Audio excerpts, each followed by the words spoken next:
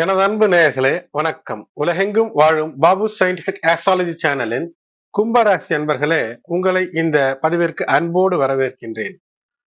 கும்பராசி அன்பர்களே, உங்களுக்கு சனி பகவான் ராசிநாதன், மூல திரிகோணமும் உங்களுடைய ராசியில்தான்.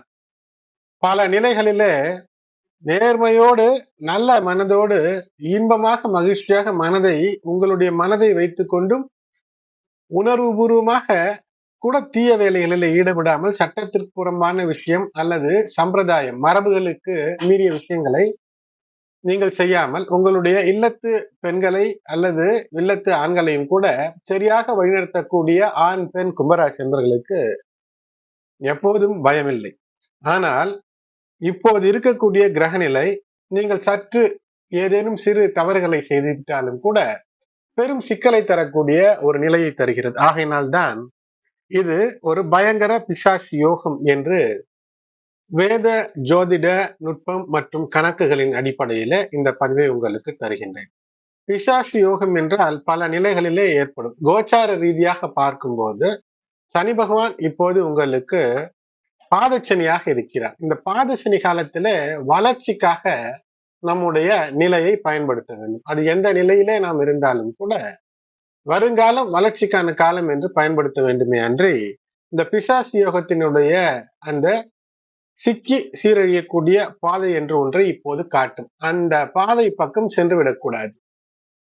ஆகையினால மிக கவனமாக இருக்க வேண்டிய காலம். ஏனென்றால் 2ஆம் இடத்துல ராகு சனி இணைவது என்பது 2 சனி தாக்கம் என்று போட்டிருக்கிறேன். ஆனால் உண்மையிலே சொல்ல போனேனால் ஜென்ம சனியை விட சற்று கூடுதல் தாக்கம். மேலும் உங்களுடைய ராசிக்கு நல்லவற்றை செய்யக்கூடிய 2 மற்றும் 11ஆம் இடத்து அதிபதியின் மீது இந்த பார்வை, இந்த கம்பைன்ட் எஃபெக்ட், ராகு சனியினுடைய அந்த இணையினுடைய பார்வை என்பது நிச்சயமாக அந்த குருவின் மீது இருப்பது என்பது சிறப்பாக, அதாவது அப்படி ஒன்றும் சிறப்பாக சொல்வதற்கு இல்லை என்றே வெளிப்படையாக சொல்கின்றேன். அது உங்களுடைய சுகங்களை குறைத்துவிடும்.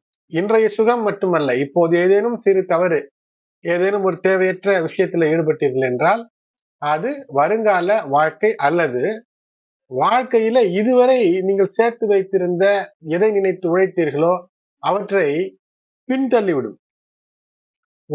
ஒரு நொடியிலே ஒரு தவறான சிந்தனை, ஒரு தவறான வார்த்தை. ஒரு சினிமாவில அவன் பேச்ச கேட்டேன், கப்பல் நின்னா தண்ணியில தள்ளணும்னு சொன்னான், அதனால பேக் டு 30 வருஷத்துக்கு பின்னால போயிட்டேன்னு சொல்லுவாங்க. அது போன்று ஒரு 30 ஆண்டு காலத்திற்கு பின்னிருந்த நிலைக்கு தள்ளிவிடக்கூடிய சூழ்நிலை. ஆகையினால உணர்ச்சி வசப்பட்டு எந்த விஷயத்திலும் ஈடுபடாமல் இருக்க வேண்டும்.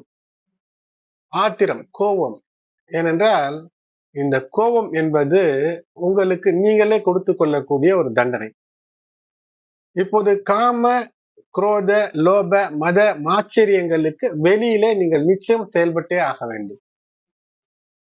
இந்த ராகு சனி இணைந்து குருவை பார்ப்பது, ராகு சனி இணைவிலே இந்த சனி சுக்கிரனோடு இணைந்து கேதுனுடைய பார்வையை பெறுவது, இவையெல்லாம் மிக மிக ஒழுக்கத்தோடு இருக்க வேண்டும், கடின உழைப்போடு இருக்க வேண்டும் என்று இந்த விஷயங்கள் சொல்கிறது.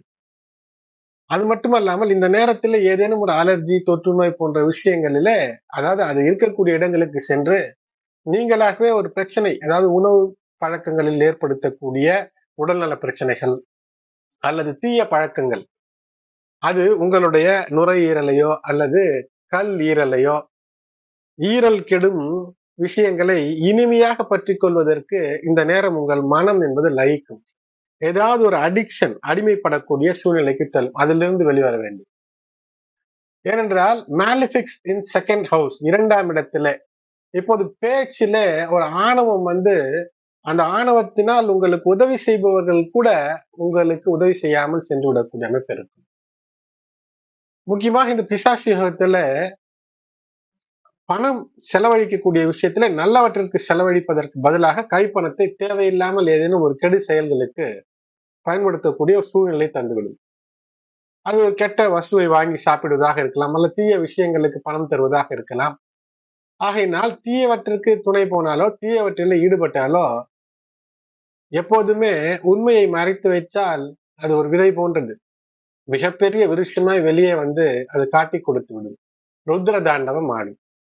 ஆகையினால் மென்டல் இன்ஸ்டெபிலிட்டியை தரும்.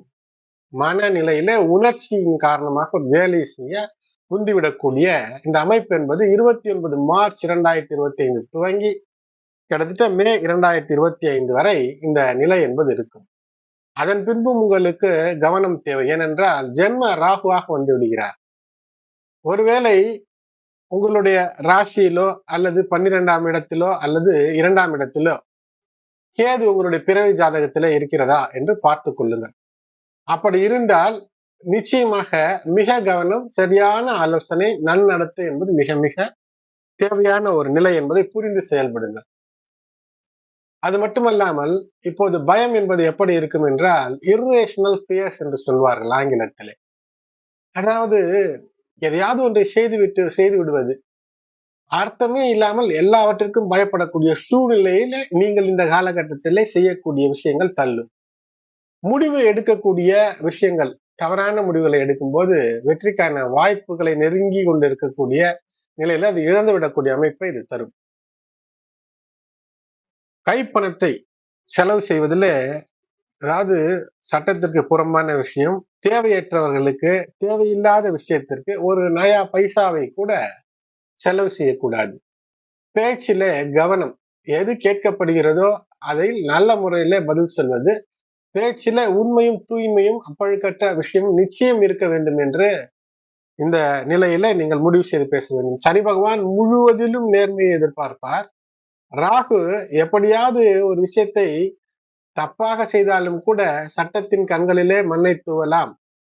கணவன் மனைவியை ஏமாற்றுவது, மனைவி கணவனை ஏமாற்றுவது, நட்புகளுக்குள் ஏமாற்றுவது, உறவுகளுக்குள் ஏமாற்றுவது, ஏமாற்றினாலும் தெரிய போவதில்லை என்று இந்த நிலை ஏற்படுத்தும். இது தவறான நிலைக்கு சென்று விட்டுவிடும்.